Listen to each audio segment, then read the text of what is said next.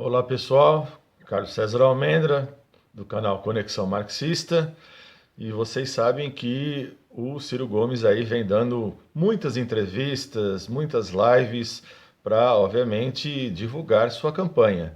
E nós vamos aqui hoje explorar os aspectos econômicos da entrevista longuíssima que ele deu para o Glenn Greenwald. E nós já fizemos a parte da discussão política num vídeo anterior, vocês podem conferir. Esses dois vídeos podem ser assistidos separadamente, na verdade eles se complementam. E também já analisamos a entrevista do Lula ao Reinaldo Azevedo. Portanto, quando tiver questões assim fundamentais de grandes entrevistas de membros na esquerda, nós vamos analisar aqui no canal, ok? Então, vamos lá.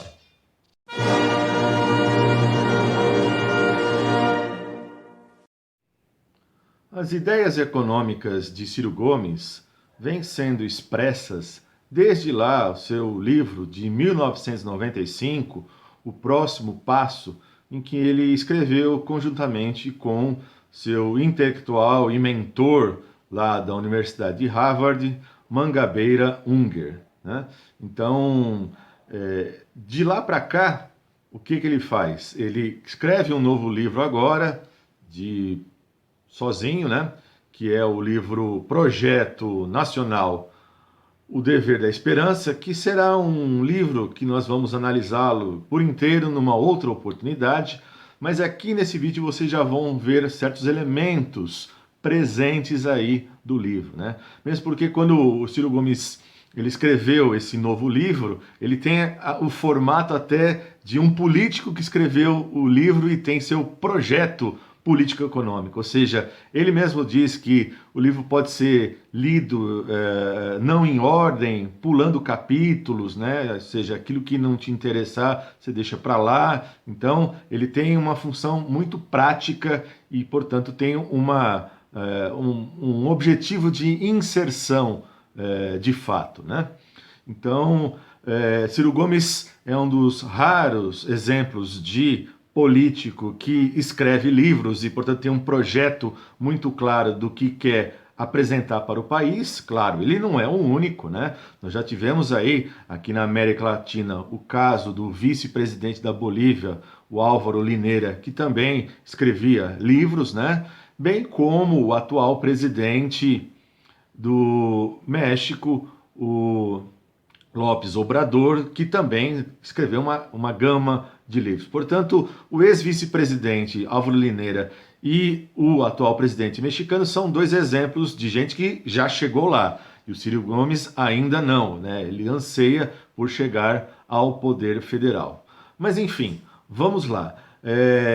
O desafio do projeto que apresenta aí o Ciro Gomes, né? Na visão dele, tem que ser superado a miséria e a pobreza, e bem como as dificuldades, né? Dificuldades que se tratam da questão da terra, da segurança nacional.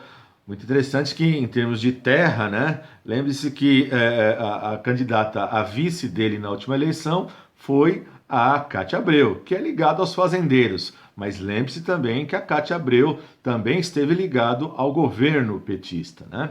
Então, o Ciro Gomes, ele quer nas palavras dele, né, coesionar a nação, ou seja, criar uma coesão de nação. Então, claro, já tem aí algumas limitações, né, porque o projeto político pautado por uma visão econômica do Ciro Gomes nos remete ao mundo do pré-64, né?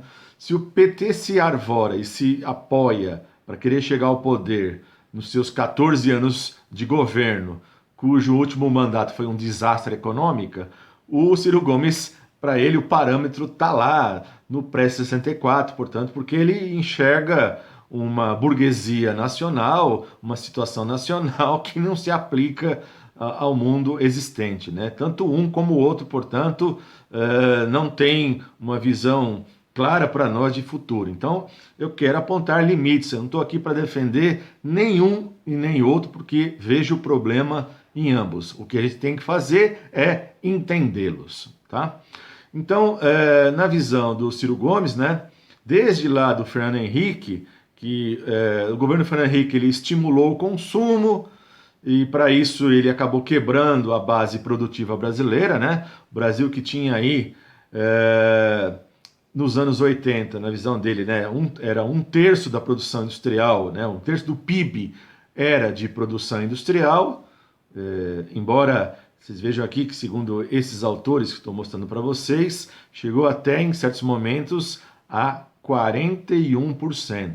Tá? E hoje gira em torno de 9% a 11%. Então, realmente, segundo o Ciro Gomes, né, o Fernando Henrique quebrou a nossa base produtiva, desequilibrou as contas e acabou quebrando o país. Né? Na verdade, ele vê dois estelionatos, né? Um do Fernando Henrique e outro do PT, porque Fernando Henrique se reelegeu e simplesmente logo em seguida desvalorizou a moeda para dar continuidade ao Plano Real. E a Dilma reelegeu-se de forma apertada em cima do PSDB, né? E também no segundo mandato acabou abarcando aí o programa do próprio PSDB, né? Então ele chama isso de dois estelionatos eleitorais. E ele fala, né, que de 99 até agora nós estamos nessa lógica, que uma lógica onde você vai, portanto, gestar a União de que maneira? Em cima de 3 pontos, né? Ou seja, metas de inflação, ou seja, são os acordos com o FMI, né, e Banco Mundial. Metas de inflação, em primeiro lugar. Segundo lugar, câmbio flutuante. E terceiro lugar, superávit primário. Então foram firmados esses 3 compromissos desde lá do Fernando Henrique, e ele fala, bom, e o PT manteve-se. Agora, cabe lembrar, né, que esse projeto neodesenvolvimentista já está em marcha há um bom tempo. Nós temos aqui vídeo no canal, o Felipe fez um vídeo muito importante, deixo aqui para vocês depois verem com calma, para quem ainda não viu, né? A crítica do Cláudio Katz, que é das melhores críticas que nós temos aí, e, portanto, entender como é que se manifesta essa situação. Ciro Gomes quer resgatar um certo tipo de Estado.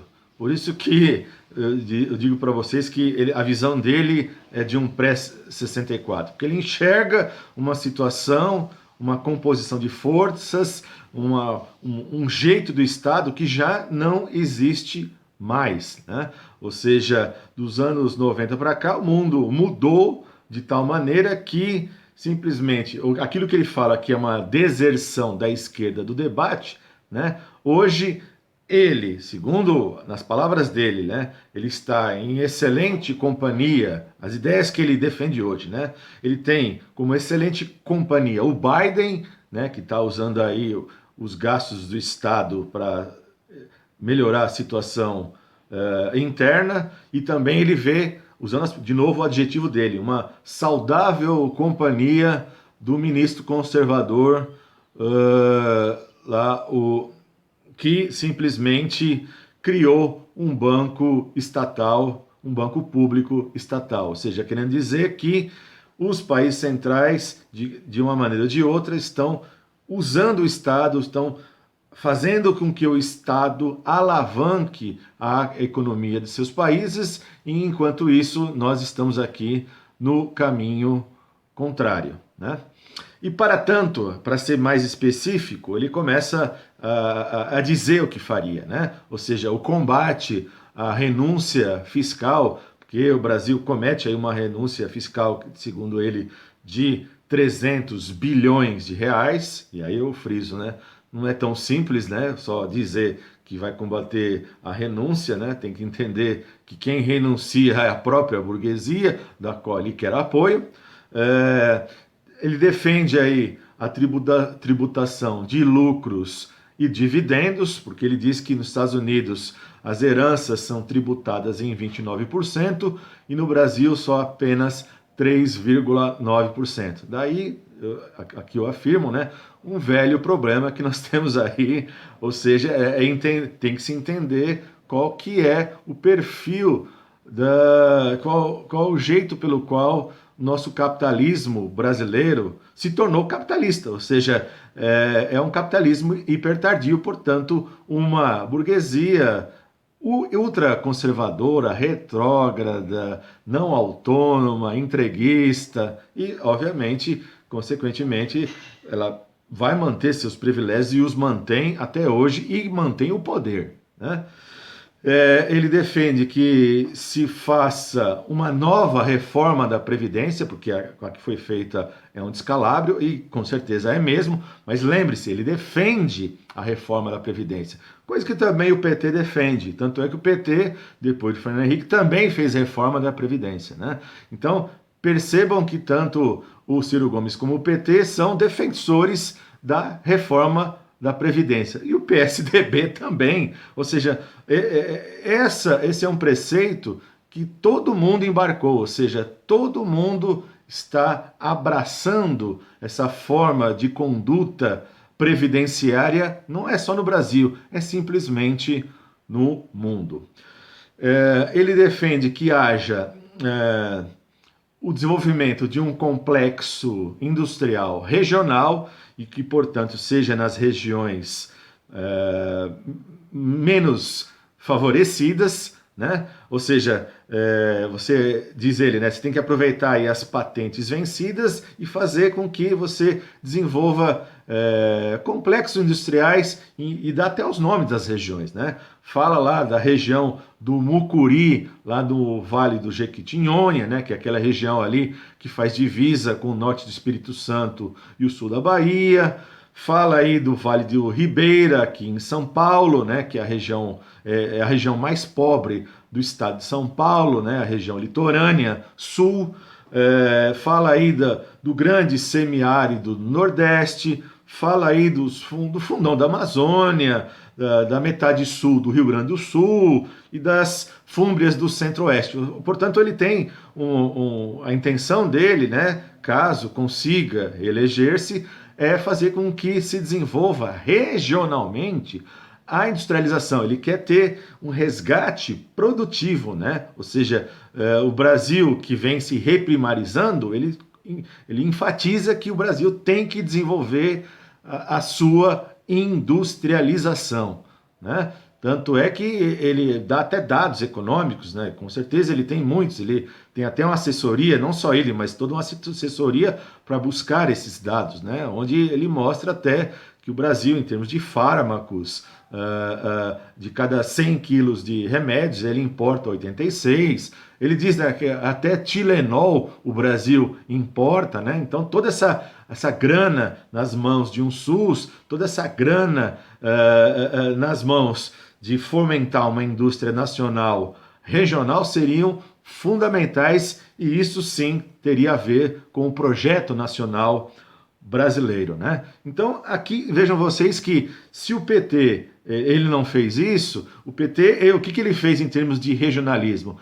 Ele desenvolveu muitas universidades regionalizadas, né? Pegou cidades médias e enfiou aí universidades, e claro, a gente sabe, em função de ter universidade, a cidade passa a ter mais comércio, passa a ter mais serviços, né? Ela passa a ter uma maior dinamização, mas portanto, não setor produtivo. E o que o Ciro Gomes defende é o setor produtivo.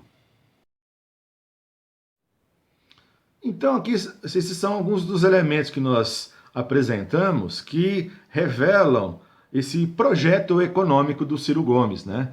Que é importante frisar que futuramente a gente vai destrinchar tudo isso no seu próprio livro, e eu já falo para vocês que vale a pena ser lido, né? Ou seja, quando alguém que se propõe a ser presidente tem um projeto claro, né? Um projeto no qual ele expressa através de um livro, né? É sinal que fica até mais fácil para a gente analisar os limites, né? As virtudes e limites de tudo isso, né? E mais uma vez eu quero frisar aqui que o canal Conexão Marxista não tem rabo preso com nenhum político e com nenhum partido, né? Simplesmente a gente tem que entender as coisas pelas quais elas estão sendo apresentadas, né? E que, obviamente, fundamental para nós aqui é o controle da terra, o controle dos meios de produção, que nem Ciro Gomes, nem Lula, nem o PSOL,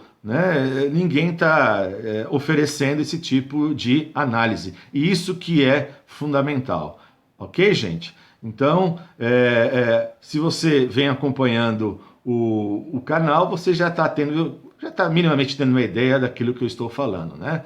Então, continuem seguindo a gente aqui. Quem não se inscreveu, se inscreva e a gente se vê aí nos próximos vídeos. Um abraço a todo mundo aí.